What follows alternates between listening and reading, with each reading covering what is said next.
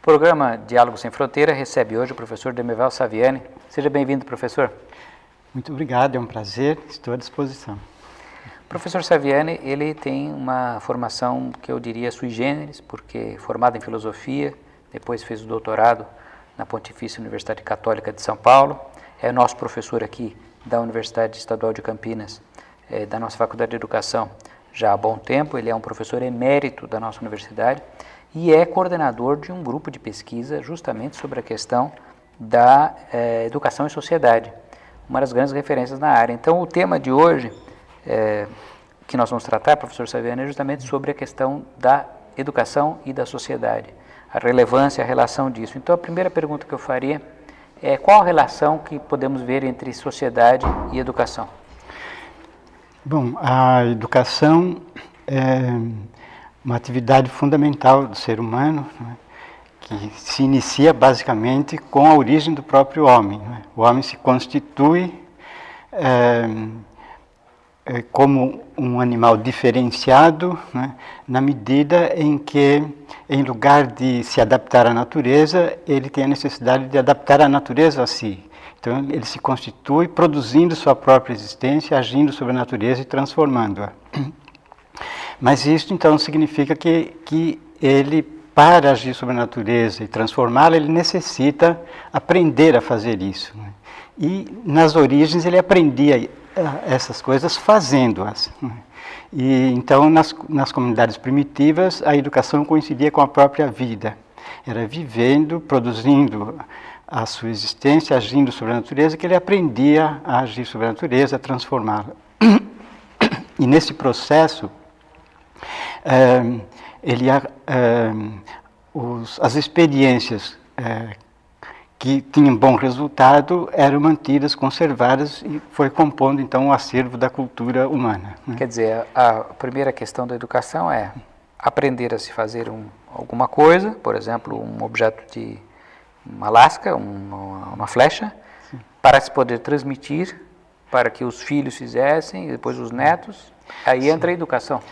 Exatamente, é que o homem, ele é primeiro um ser gregário, ele vivia na tribo, né, vivia em conjunto com os outros, e é na relação com os outros e com a natureza que ele ia se desenvolvendo como homem. Né. Esse processo já, então, coincidia com a educação.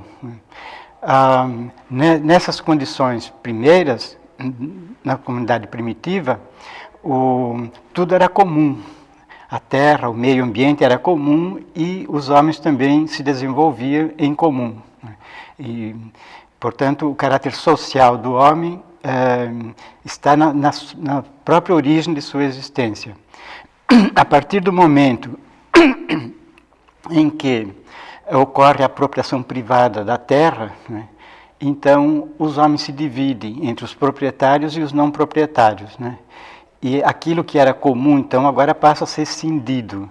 E isso vai se refletir também na educação. Né? A educação também passa por uma cisão. Né? Se diferencia a educação dos proprietários da educação dos não proprietários. A educação dos não proprietários, dos que tinham que trabalhar para sobreviver, para se manter e para manter o conjunto da sociedade, continua sendo feita no próprio processo de trabalho.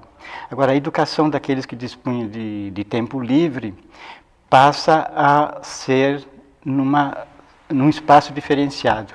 E é aí que surge a escola, porque a escola, em grego, skolé, significa o lugar do tempo livre, né? Do ócio, do lazer. Né? É aquele que tem tempo para não estar no campo trabalhando, pode se dedicar a estudar. Exatamente.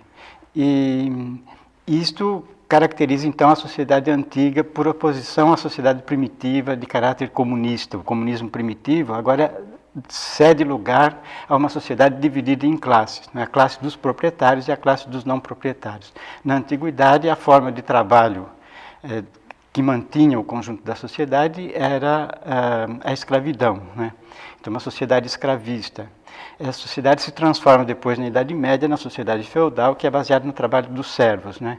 E Posteriormente, né, o desenvolvimento da sociedade medieval leva à intensificação do comércio e surge então a sociedade capitalista ou de mercado, a sociedade moderna ou burguesa, que é aquela em que nós estamos ainda, em que há uma classe dominante que detém a propriedade dos meios de produção e a classe dos trabalhadores, que são aqueles que não têm meios de produção, mas têm apenas sua força de trabalho, né, para aplicar no processo produtivo. Né. Então, a educação vai se diferenciando. Até o final da Idade Média, a educação dominante era aquela que se dava pelo próprio processo de trabalho. Né. A educação escolar era restrita aos poucos grupos dominantes. A partir da sociedade moderna é que, com o desenvolvimento da indústria, das cidades, com o desenvolvimento do contrato social que leva à generalização da escrita, então a forma escolar se torna a forma principal e dominante de educação. E aí vem a necessidade de generalizar a escola para todos, né? Isso é o próprio da sociedade moderna. Então essa relação da educação com a sociedade e a educação assumindo a forma escolar primeiro como uma forma diferenciada, exclusiva dos grupos dominantes e depois como uma forma generalizada a toda a sociedade. Olha, esse quadro histórico é importantíssimo porque nos dá uma visão ampla do tema e aí com isso chegamos à conclusão de que é o capitalismo que faz com que a escola se torne algo de massa para atingir a população mais ampla. Então, perguntaria ao professor Saviani o seguinte: nos países de desenvolvimento capitalista precoce, como o caso da Inglaterra e outros, você teve uma expansão da escola muito mais cedo.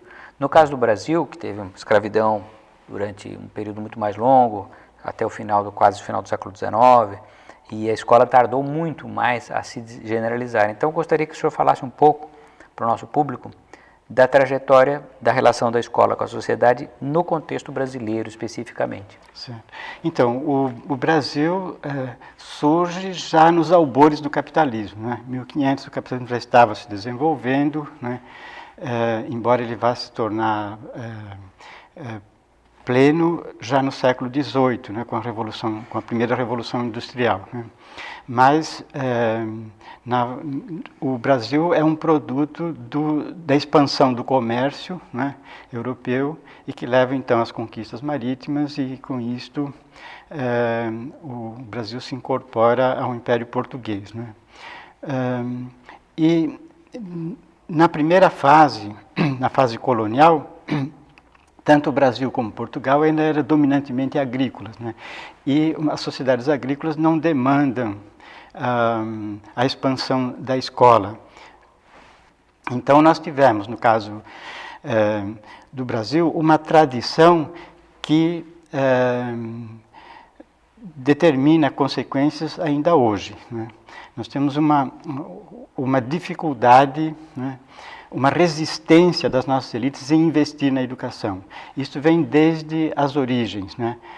Aquilo que nós poderíamos chamar da primeira política educacional do Brasil foi o regimento de Dom João III, para orientar as ações do governador-geral que vinha para o Brasil, Tomé de Souza, né, e com ele vieram os primeiros jesuítas. Eles vinham com o mandato do rei, né, que determinava que os jesuítas devessem, então, catequizar os índios, né, expandir a fé cristã, porque Dom João III era muito, muito católico, né, e os jesuítas tinham uma ascendência sobre ele. Né, e então, a coroa mantinha os jesuítas aqui.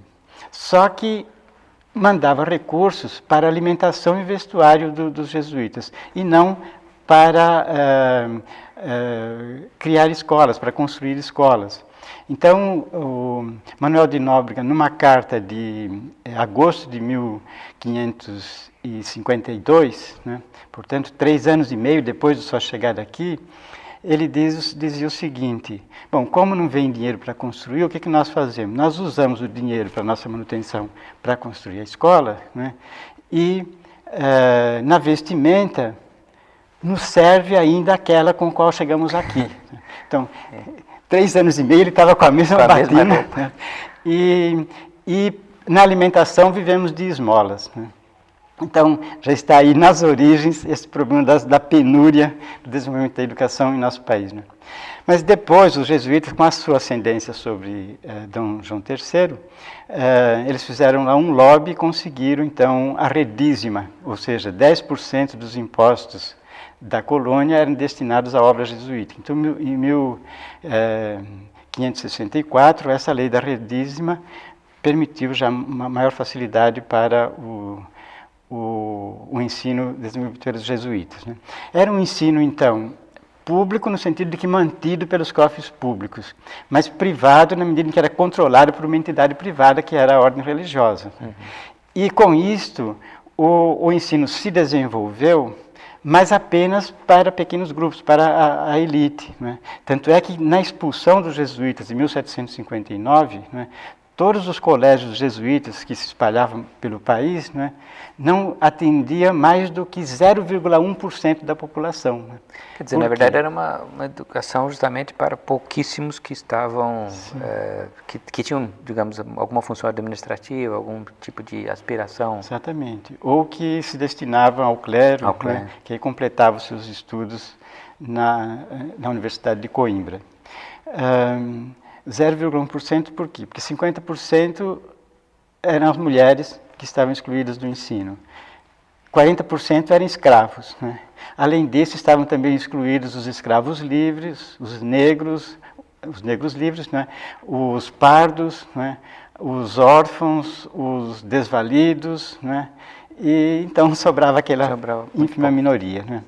Depois nós temos as reformas pombalinas, e aí os jesuítas são expulsos, e em 1772 os vários impostos são substituídos pelo subsídio literário. Né? Mas também não se conseguia estrutura para arrecadação, né? As escolas funcionavam na casa dos professores, às expensas dos próprios professores. E aí nós chegamos na independência no Império, né? Com essa mesma penúria. O Segundo Império, né? O governo central destinava em torno de 1% dos seus recursos para a instrução. Né? Em 1882, Rui Barbosa fez a seguinte observação: o governo geral dedica apenas 1,99% dos seus recursos para a instrução, né? Enquanto que o Exército nos leva 22%. Certo? Então, aí nós entramos na República e na década de 30, a Constituição de 34 determinou então a vinculação orçamentária. Né? Estados tendo que destinar pelo menos 20% dos recursos para a instrução, a União 10%, certo? Mas isso não era cumprido. Né? Os recursos para a educação, tanto da esfera dos municípios, como do Estado, como da União, eram menos do que a Constituição determinava. Isso se prolongou. Né? Depois de 88, foi restabelecida a vinculação com a Constituição de 88, porque a Constituição do Estado Novo eliminou a vinculação, né? A Constituição de 46 restabeleceu, mas a Constituição de 67 e de 69 do período militar também eliminou a vinculação, e com isto os recursos caíram de 9% para 4% entre 64 e 75, né? Depois da Constituição de 88, que foi restabelecida a vinculação, mas mesmo assim os governos acabavam encontrando um mecanismo de burlar o texto, né? Criando impostos que não tinha a palavra imposto e por isso não estavam no bolo. Não entrava na vinculação, que são as contribuições, né? Então esse é um quadro que persiste. Agora, do início do século XX, com os grupos escolares e o ensino primário, nós levamos aí muitas décadas para que se generalizasse o ensino de 4 anos, e agora no final do século XX, início do século XXI, que estamos com a generalização oficial dos 8 anos. Sim. Agora 9. Então, como o professor vê essa questão da generalização do ensino fundamental, e os desafios do ensino médio também, que seria... Porque o ensino médio teve de elite, né, científico e clássico, quer dizer, era voltado justamente para uma classe média ou classe alta. Então, agora também o desafio é outro, o desafio é levar essa educação para a sociedade como um todo. Como o senhor vê a situação? Pois é, o problema é que o ensino médio hoje se discute muito, se fala no problema da expansão, né, mas também da qualidade. Ocorre que não resolvemos ainda o problema do ensino fundamental, né, porque, de fato, já que o tema era relação educação e sociedade, né, então eu dizia que as sociedades rurais não exigem tanto a difusão do ensino, e isso no Brasil a partir da década de 1930, que quando se desenvolve a urbanização e a industrialização, então nós tivemos um impulso bem maior na expansão escolar, né? Tanto é que de 33 até 98, né, enquanto a população quadruplicou, o número de alunos, o número de estudantes aumentou 20 vezes, né? Mas mesmo com essa grande expansão, como o déficit histórico era imenso, né, porque a lição de casa que os principais países fizeram na virada do século XIX para o XX, universalizando o ensino primário e erradicando o analfabetismo, nós não fizemos até hoje, né? Então, nós terminamos o século XX com um déficit grande. Tanto é que a Constituição de 88 tinha lá nas suas disposições transitórias um dispositivo que dizia que nos próximos 10 anos, ou seja, até 98, né, as 3 instâncias, municípios, estados e União, deveriam destinar pelo menos 50% dos seus recursos para um duplo objetivo: universalizar o ensino fundamental e erradicar o analfabetismo, né?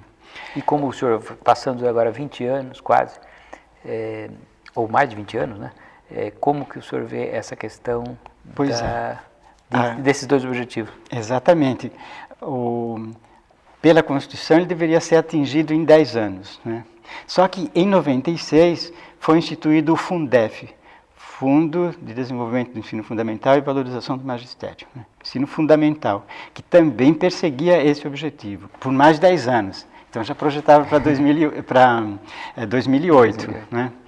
Em 2006 vence o prazo do Fundef e ele é substituído pelo Fundeb no início de 97, né? Agora com prazo de 14 anos, ou seja, projetando lá para 2020. Né? O Plano Nacional a LDB, que foi aprovada em 97, instituiu a década da educação a se iniciar um ano após a sua publicação, portanto, 98, 2008, certo? Em 2001 foi aprovado o Plano Nacional de Educação, né, com 10 anos, né, que também para atingir esse objetivo. Ele venceu em 2011 e esse objetivo não foi atingido. Em 2007, o governo lançou o PDE, Plano de Desenvolvimento da Educação, né, que previa a universalização do ensino fundamental e a erradicação do analfabetismo para 2022. Quer dizer, então vai sempre protelando. Eu até brinco dizendo que nesse diapasão, provavelmente em 2002, nós vamos ter um outro plano, né, projetando para 2040. E assim nós vamos ao final do século XXI, né, sem resolver um problema que os principais países resolveram no final do século XIX. Né. Então, esse é o drama da protelação, né, e o ensino fundamental, hoje se diz que ele está universalizado. Quer dizer, quantitativamente, foi praticamente universalizado, porque está em torno de 97%, 98%, né, das crianças na escola, né, mas isso é universalização do acesso. Mas o problema não é só do acesso, o problema é universalizar a conclusão, né? O ensino fundamental só estará efetivamente universalizado quando todas as crianças não apenas entrarem nele, mas o concluírem. Agora, há um outro problema, é que, considerando que as crianças entravam, mas não concluíam, porque se perdiam pelo caminho, os índices de evasão e repetência eram muito altos, os governos começaram a atuar no sentido de reduzir os índices de evasão e repetência. E para isso, então, introduziram mecanismos, né, para reter as crianças nas escolas, né. Então, além dos mecanismos extrapedagógicos, né, que são merenda escolar, bolsa escola, condicionada à frequência da criança e tal, se introduziu também mecanismos pedagógicos, né, que por exemplo, a chamada progressão continuada. Ou seja, a aprovação independente dos resultados. E isso fez com que, de fato, a permanência se ampliou, certo? Mas ao preço de não conseguir atingir os objetivos de aprendizagem previstos para aquele nível de ensino. Então, hoje, muitas crianças concluem o ensino fundamental, mas não estão ainda alfabetizadas, né? Então, esse é o drama do nosso país. Agora, esse drama, ele não vai se resolver enquanto não se assumir de fato aquilo que todos pregam no discurso, de que a educação é a primeira prioridade, quer dizer, a educação é o fator estratégico da chamada sociedade do conhecimento. Todos dizem isso, mas não põem em prática. E resistem, né, a ponto de, quando se consegue aprovar a lei do piso salarial, vários governos entram com arguição de inconstitucionalidade junto ao Supremo Tribunal Federal, né, que felizmente fez valer a Constituição, porque é claro que é constitucional, né, mas os governos não cumprem. Então, é isto que faz com que todas as promessas e todas as propostas que se fazem de resolver o problema da educação acabam fracassando.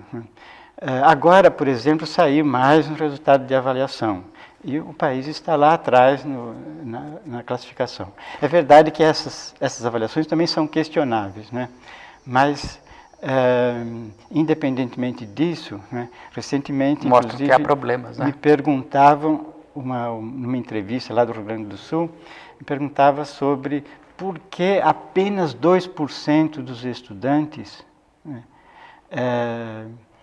se dispõe ou pretende seguir a carreira de magistério, né? Aí a resposta é óbvia, né? Quer dizer, na medida em que se trata de uma carreira, né, desprestigiada econômica e socialmente, né? Então, que estudante vai se dispor a investir para ser professor? Investir, né? Muito para ser professor. E esse é um ponto crucial, quer dizer, enquanto não se investir maciçamente em educação, né, instituindo uma carreira sólida de magistério, com salários dignos e com uma jornada de trabalho aceitável, em que os professores sejam fixados na escola em tempo integral, né, evitando a necessidade dele trabalhar em várias escolas de bairros diferentes, às vezes até de cidades diferentes, se acumulando de aulas, 60, 70 aulas por semana, né, com 500, 600 mil alunos, com todos aqueles trabalhos, provas para corrigir. Que qualidade vai se conseguir numa estrutura desse tipo? Olha, professor Demerval, sua fala foi maravilhosa. Eu creio que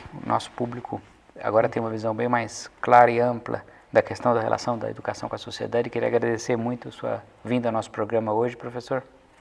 Eu que agradeço a oportunidade, o convite, né, e lamento que o tempo seja curto e com isso a gente não pode explorar os vários aspectos. Voltaremos mais adiante, de qualquer modo, professor. Espero que isso tenha provocado nos telespectadores, né, a expectativa e o desejo e a pressão para que se trate seriamente a educação em nosso país como efetivamente prioridade de fato, né, no orçamento e não apenas no discurso. Muito obrigado. Com certeza, professor. Eu agradeço muito e convido a todos então ao próximo programa Diálogo Sem Fronteira.